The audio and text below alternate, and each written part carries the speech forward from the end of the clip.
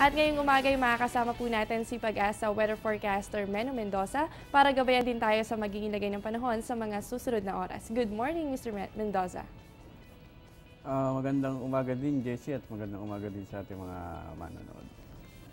Mr. Mendoza, naging laman po ng balita itong twin tornadoes na nag-iwan ng malaking damage sa Nebraska. At laman din po ng balita na ito ay isang parte ng thunderstorm. Dito po ba sa Pilipinas ay posible ring maganap o mangyari yung ganitong klaseng tornado, considering na madalas tayong nakakaranas ng mga pagkidlat at pagkulog? Bagamat nagkaroon tayo ng mga thunderstorm regularly, hindi tayo nakakapag-produce ng mga tornado na ganyang kalalakas. Ang mga tornado lang natin, mga short-lived lang. So, Mr. Mendoza, ngayon kahapon nga po, no, o nung isang araw ay nabalita rin na merong nasawi dulot naman itong mga pagkidlat. At ngayon nga po ay madalas tayong nakakaranas ng mga pagkidlat dahil nga nasa panahon na tayo ng tag-ulan. Ano po ba yung maipapayo natin o yung mga tips na maaari nating ibahagi sa mga manonood natin before, during, and after thunderstorm activity? Kapag bago magkaroon ng mga thunderstorms, kailangan maglinis tayo, magputol tayo ng mga dead branches, then pamalagiin natin hindi nakasaksak ang ating mga appliances, at pamalagiin din natin nakasarado ang ating mga blinds at shades. At gayon din sa mga during thunderstorms naman, kailangan nating lumayo sa mga bintana, then iwasan nating gumamit ng mga cellphones. At lumayo rin tayo sa mga good conductor ng mga electricity, kagaya ng faucet, sinks at bathtubs, gayon na rin sa mga body of waters. Ngayon, kung kayo naman ay nasa sasakyan, pamalagay natin nakasarado yung mga bintana.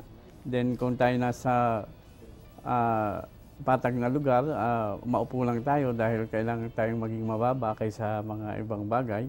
Then kung naramdaman natin na tumaas ang ating mga buhok, kailangan nating dumapa o kailangan mas mababa pa rin tayo sa surroundings.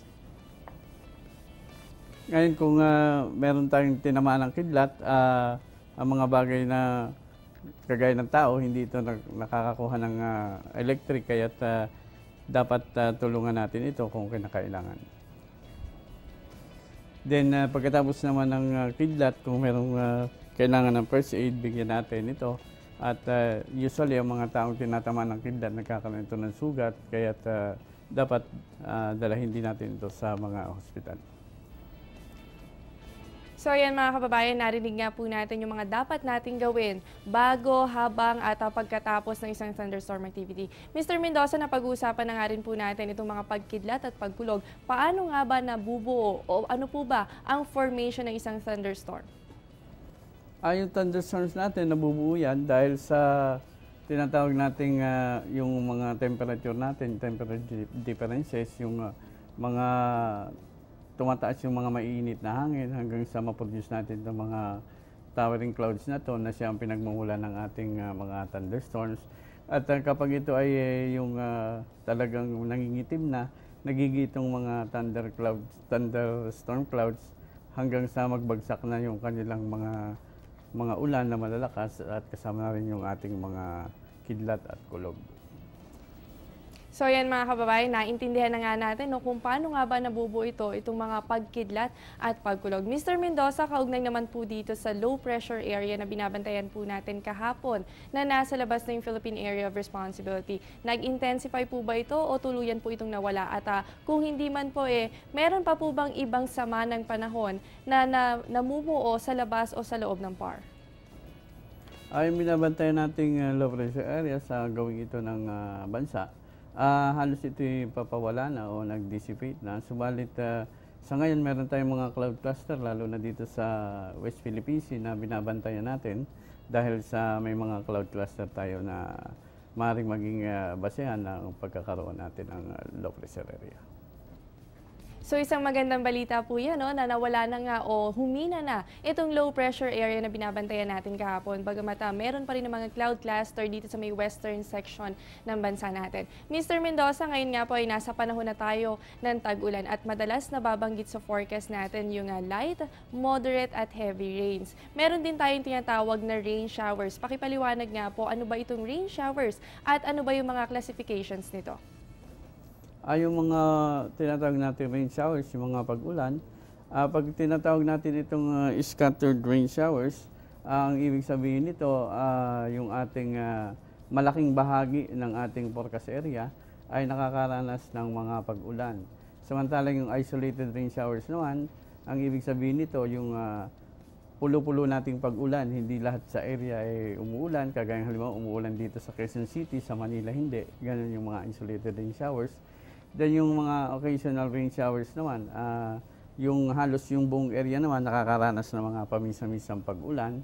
Then yung squally rain showers, ito yung mga rain showers na may mga kasamang mga malalakas na hangin. Ngayon nga sa forecast, no, madalas nating nakikita yung occasional rains na ang ibig sabihin pala ayon kay Mr. Mendoza na ito ay paminsan-minsanang ulan na nangyayari sa isang buong area. Samantala, nangyayari na din naman yung scattered rain showers kung saan naman nakakaranas yung buong area ng mga pag-ulan. At yung isolated rain showers naman na madalas din nating nababanggit sa forecast, ang ibig sabihin nga nito ay pulu-pulong pag-ulan. Ibig sabihin, posible na umulan dito sa Quezon City habang sa Manila ay hindi naman. So, naintindihan na natin yung mga klasifikasyon nitong rain showers. Mr. Mendoza, ano naman po ba ang aasahan nating lagay ng panahon sa mga susunod na oras base po sa nilalaman ng inyong 5 a.m. weather forecast? Bali sa magiging lagay ng ating panahon, sa kasalukuyan, ito pa rin habagat o ang ating nararanasan. Kaya't itong kaldurang bahagi ng ating bansa, particular dito sa Metro Manila, sa Mimaropa, then dito sa Ilocos Region, kasama na rin yung lalawigan ng Cavite, Batangas, Bataan at saka Zambales, magkakaroon tayo ng mga paminsan-minsan mga pag-ulan. Samantalang dito naman sa Mindanao, magkakaroon tayo ng light to moderate rain showers and thunderstorms at sa nalalaking bahagi ng mga bansa, asahan pa rin natin yung mga isolated rain showers and thunderstorms. So sa mga nabanggit na areas po ni Mr. Mendoza, nung asahan po natin dyan yung occasional rains, dulot nga nito nga southwest monsoon na umiiral sa may western section ng bansa natin. At dito po sa Mindanao, makakaranas pa rin po kayo dyan ng light to moderate rains. Sabang sa natitirang bahagi po ng bansa natin, asahan naman po natin ang bahagya hanggang sa maulap na kalangitan na may kasamang pulu-pulong pag-ulan o pagkidlat at pagkulog. Maraming salamat po, Mr. Mendoza. At nakasama nga natin si Pag-asa weather forecaster, Meno Mendoza.